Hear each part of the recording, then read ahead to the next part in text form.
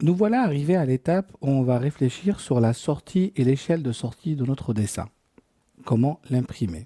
Pour les besoins de l'exercice, j'ai repris une partie du dessin qu'on a réalisé en début de formation et je l'ai ici en deux versions. Une version où il a été dessiné avec une unité de dessin en millimètres, on voit bien ici 110 millimètres. Une version où il a été dessiné en centimètres et on voit bien ici 11, 0,5, 5, 1,5 qui sont des unités millimètres. L'objet dessiné en centimètres est 10 fois plus petit que l'objet dessiné en millimètres, même si c'est le même objet. L'unité de dessin étant 10 fois plus petite dans un cas par rapport à l'autre, l'objet est 10 fois plus petit. Forcément, à partir de là, quand on va réfléchir à la sortie de notre dessin, à son impression, les échelles vont être différentes. Commençons. Nous allons aller dans l'onglet sortie ici, traceur. Je vais choisir ici une imprimante. Je vais prendre une Brother HL qui est tout simplement une imprimante laser. Je choisis mon format de papier, on est en A4. Le nombre de copies, ça on sait le faire. Je peux décaler mon tracé par rapport à sa position gauche, par rapport à la zone d'impression, ce qui peut être pratique dans le cas de certains traceurs. Dans mon cas, je vais juste centrer mon tracé. Et je vais réfléchir ici à R du tracé. Qu'est-ce que je veux tracer? On va dire l'étendue du dessin, le zoom étendu, les limites du dessin, l'affichage, tel qu'il est affiché maintenant, ou fenêtre. Je vais prendre fenêtre en ce qui me concerne. Fenêtre, il me demande le premier coin de ma fenêtre. Je vais imprimer le dessin en millimètres. Aperçu, voilà mon objet. D'ailleurs, il ressemble bien à une échelle presque à 1 parce qu'on voit bien que 110 ici correspond pratiquement à la moitié de ma page, qui serait à peu près à 21 cm. Je quitte mon aperçu dessin. Donc dans l'aperçu dessin, quand vous êtes ici, vous avez la possibilité de zoomer sur deux parties, faire des panoramiques, etc. Bon, on ferme par ici notre espace dessin et je reviens. L'échelle du tracé ici. Vous voyez bien qu'ici, il a proposé à la taille du papier, donc c'est un format ajusté au maximum de la page, et il a choisi 1 pour 0,999. On est presque à 1,1. 1,1. 1 mm égale une unité de dessin. On est bien dans un format 1 égale 1. Le 1 mm égale unité de dessin correspond à la réalité de 1, 1. Quand vous dessinez en millimètres, la correspondance avec les échelles d'AutoCAD est très facile parce que l'unité de dessin est égale à l'unité papier. Et du coup, le 1, 1 est un vrai 1, 1. Aperçu ici, j'ai bien mon échelle 1, 1. Si je quitte encore, si je fais un demi, j'ai bien la moitié de mon dessin, donc j'aurai bien une échelle 1 demi. Je quitte mon espace dessin. Si je fais un dixième, pareil. Si je veux mon dessin 2 fois plus grand, je vais faire l'inverse. 2 mm représentant une unité de dessin. L'échelle 2 pour 1. Le dessin va 2 fois plus grand. Il est plus grand que ma page, ce qui est normal. Je quitte mon aperçu. Et là, tous mes paramétrages sont bons. Je vais revenir à une échelle 1,1. Ici, vous voyez, lui-même, il a calculé l'échelle 1,1. Je suis bien en format paysage. Ici, je peux agrandir ou réduire la palette. On est bien en format paysage. Et on peut lancer notre impression à l'échelle 1,1. Après avoir imprimé notre dessin fait en millimètres, nous allons regarder maintenant le dessin fait en centimètres. Donc, il est là. Bon, en apparence, il ne va pas changer, sauf qu'ici, mes mesures, elles ont été faites en centimètres. Si je dois faire la même opération traceur, je vais prendre ici des tracés précédents. Je vais changer ma fenêtre, ça sera celle-là. Si je fais ici échelle 1,1,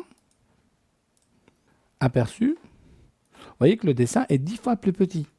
C'est normal parce que dans ce cas-là, je lui ai demandé d'imprimer 1 mm pour une unité de dessin. Donc je lui ai demandé d'imprimer 1 mm pour 1 cm. Donc dans la réalité, je suis bien au dixième. 1 sur 10. 1 mm pour 10 mm. Si je quitte ici, donc ici, si j'essaye 1 mm pour 10 unités de dessin, aperçu, le dessin il est encore plus petit. Parce que tout simplement, j'ai demandé 1 mm pour 10 cm. Donc c'est 1 mm pour 100 mm. Je suis au centième. Moi, ce que je voulais faire, c'est du 1,1. Revenons en arrière encore une fois. Cette fois-ci, je voudrais que 10 mm correspondent à une unité de dessin. 10 mm correspondant à 1 cm, donc 10 mm correspondant à 10 mm, on est bien sur une échelle 1, 1. Et voilà mon dessin qui sort ici à l'échelle 1, 1. Alors, toutes ces conversions que vous êtes amenés à faire dans votre vie professionnelle, si vous dessinez en millimètres, vous n'avez pas de problème. Le 1 est égal à 1, le 1 dixième est égal à 1 dixième. Si vous dessinez en centimètres, pensez à convertir votre unité de dessin vers le centimètre. Si vous dessinez en mètres, pareil, faites attention. AutoCAD aussi vous propose, si on retourne ici dans les options, dans les préférences utilisateurs, modifier la liste d'échelles. Dans ma liste d'échelles, j'ai la possibilité de personnaliser mes échelles. D'ailleurs, il y en a une qui est personnalisée ici, que j'avais créée moi, centimètre à 1. En centimètres, comment je fais à 1? On va la monter, et là, je vais faire redéfinir. Pour que dans le centimètre, j'arrive à sortir l'échelle à 1, il faudrait que 10 unités de papier soient égales à 1 unité de dessin. Prenons d'autres exemples. On va faire ajouter. En centimètres, je veux sortir mon dessin au 1 centième. Ce qui voudrait dire que 1 mm égale 100 mm. Donc 1 mm égale 10 cm. Donc une unité de papier est égale à 10 unités de dessin. Je fais OK. Et voilà ma nouvelle liste pour le 1 centième. Prenons un exemple avec le cas du mètre. Je vais faire ajouter.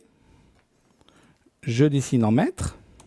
Et je veux faire du 1 centième. Dans ce cas-là, 1 mm égale 100 mm. Donc 1 mm égale 0,1 mètre. Donc 10 mm ici égale unité de dessin. Et là, je fais OK et je viens de redéfinir mon centième.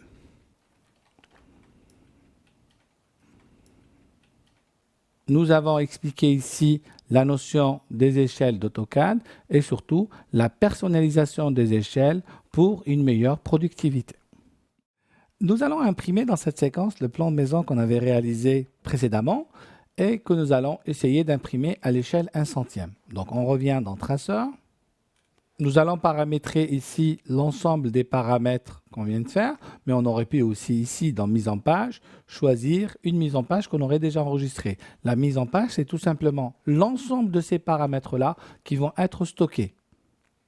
La mise en page est très importante parce qu'on va les utiliser dans l'onglet Publication quand on voudra publier tout un cahier ou tout un ensemble de présentations.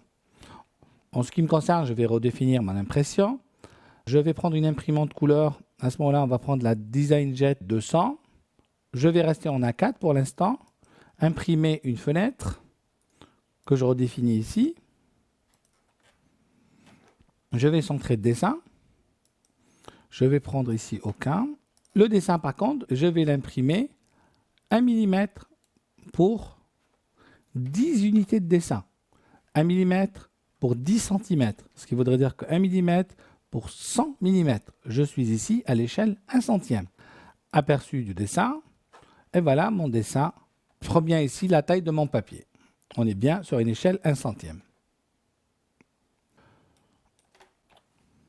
Les notions d'échelle étant acquises, je me confronte maintenant à un autre petit problème. Les couleurs ici d'impression sont grises. Il a traduit ma gamme de couleurs vers du gris. Alors que moi, je voudrais imprimer mon plan réellement en noir et blanc et aussi, ce serait l'idéal pour moi, d'avoir des épaisseurs de lignes qui symbolisent par exemple mes murs et mes traits de coupe. Alors retournons ensemble. Pour pouvoir faire cela, nous allons passer ici par la table de style de tracé, l'attribution des plumes. Je déroule. Par défaut, AutoCAD fournit un style qui s'appelle monochrome.ctb. Le monochrome.ctb étant tout simplement le style monochrome. On va aller l'éditer. Je clique ici pour le voir. Et qu'est-ce qu'on a ici dans la vue de la feuille? On a ici les couleurs utilisées dans le dessin. Et ici, comment je veux les sortir. Je vois bien que ma couleur rouge, mon calque mur est rouge, s'imprime en noir, avec une épaisseur de ligne par défaut ou l'épaisseur de ligne que j'ai utilisée dans mon dessin, idem pour le jaune, idem pour le rouge, etc. Je vais enregistrer et fermer ici. On va faire notre aperçu et vous allez voir rapidement la différence. Regardez que je n'ai plus de gris ici dans mon impression.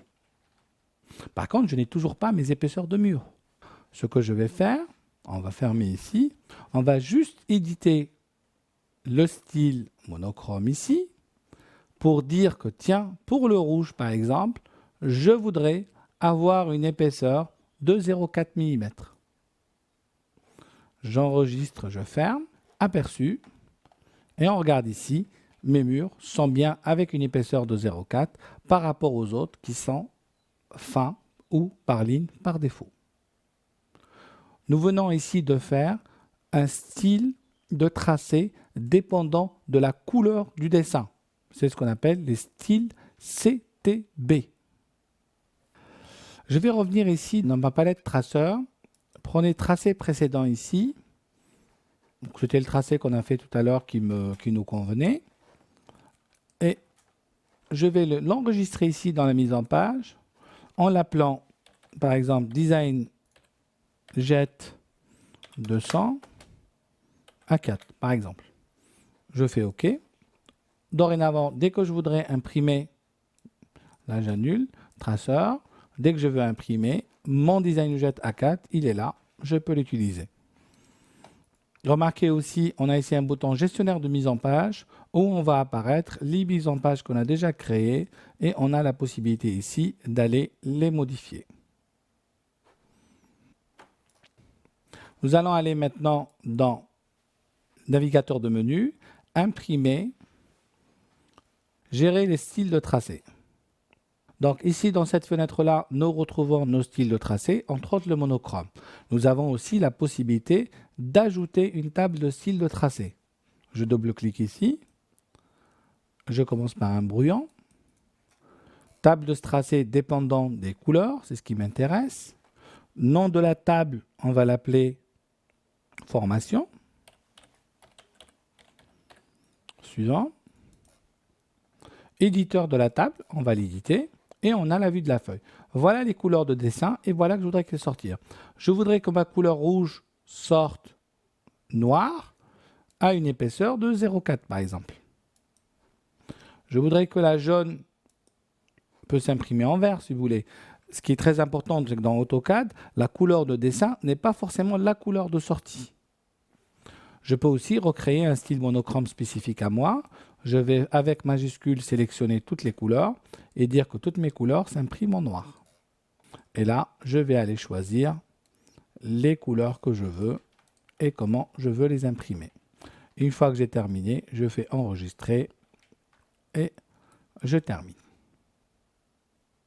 Ce que nous venons de faire ici, ce sont les styles de tracé dépendants des couleurs, ce qu'on appelle les CTB. Il existe un autre type de style de tracé qu'on appelle les STB. Les STB, ce sont les styles de tracé dépendants du style de dessin. On va en créer un et je vous montrerai comment les utiliser. Alors, on va dire suivant.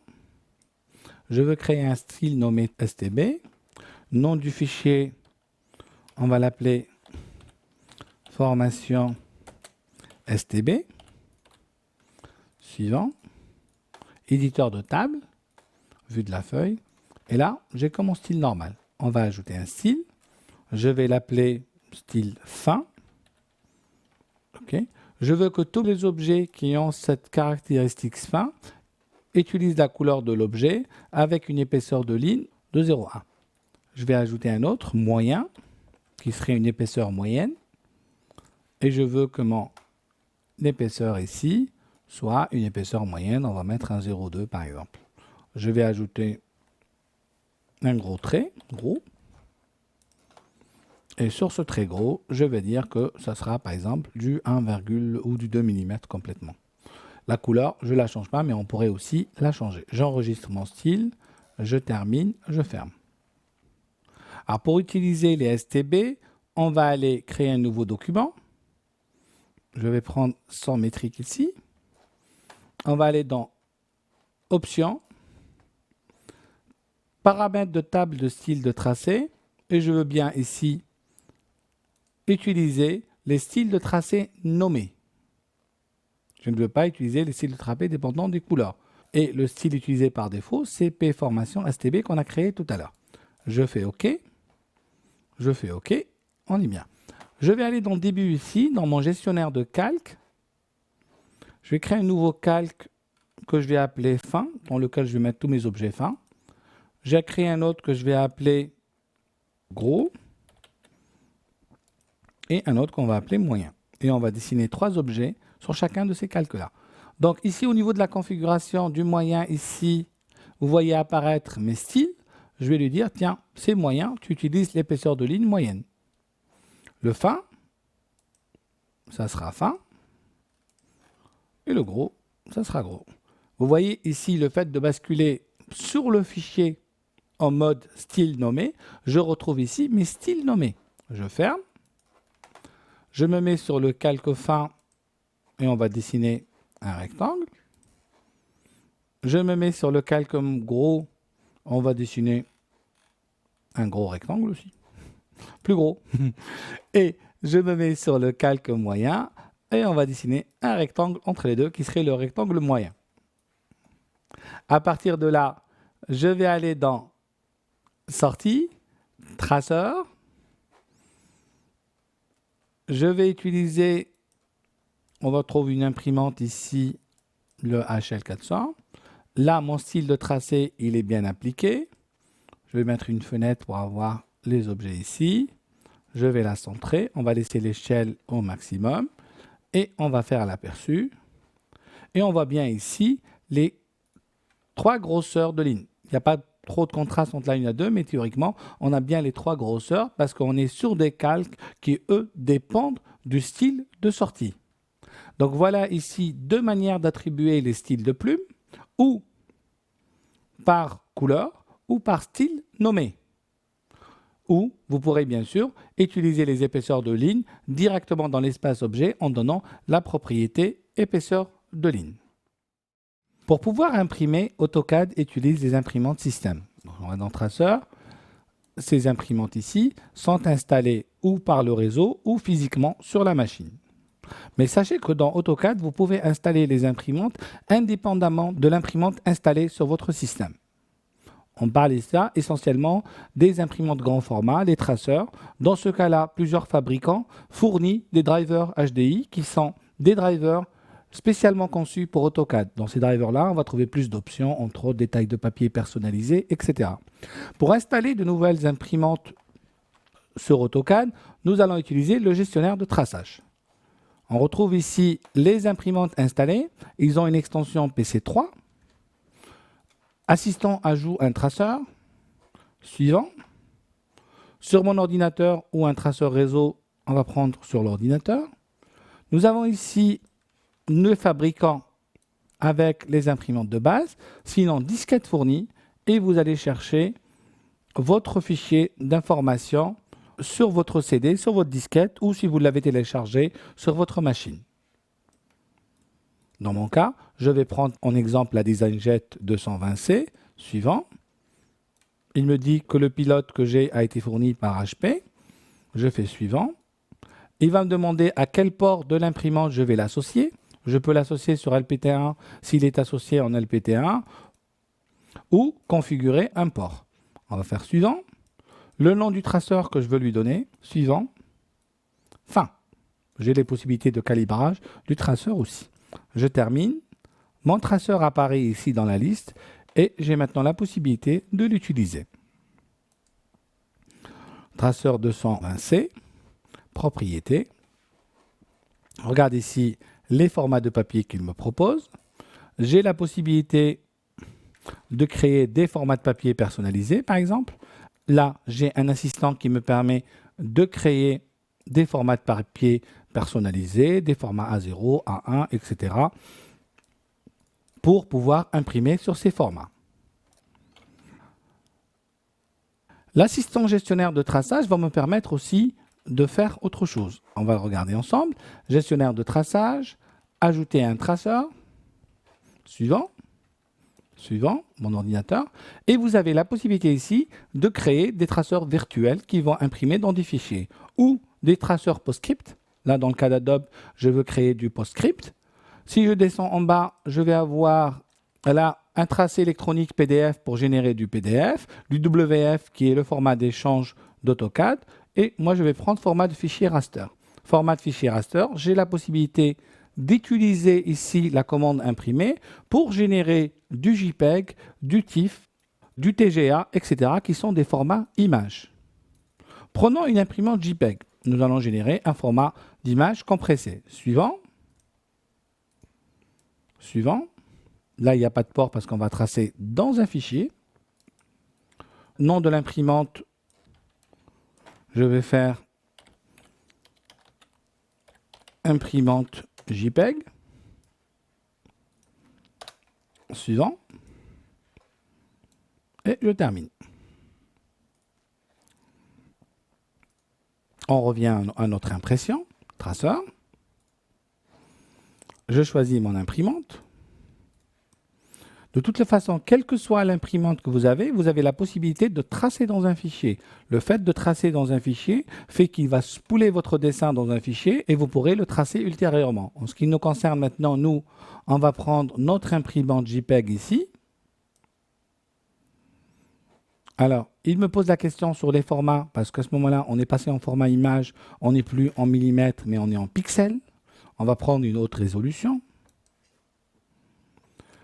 Et je retrouve ici les mêmes paramétrages qu'on a eu tout à l'heure. À tracer ici, fenêtre. Je vais tracer ici. Utiliser un style de tracé monochrome ou pas du tout pour garder mes couleurs. Je vais faire aucun style de tracé. Aperçu. J'ai mon dessin ici qui est en couleur. On va retourner en arrière. Si j'utilise le tracé monochrome, aperçu, j'ai mon dessin ici en monochrome. On va faire tracer.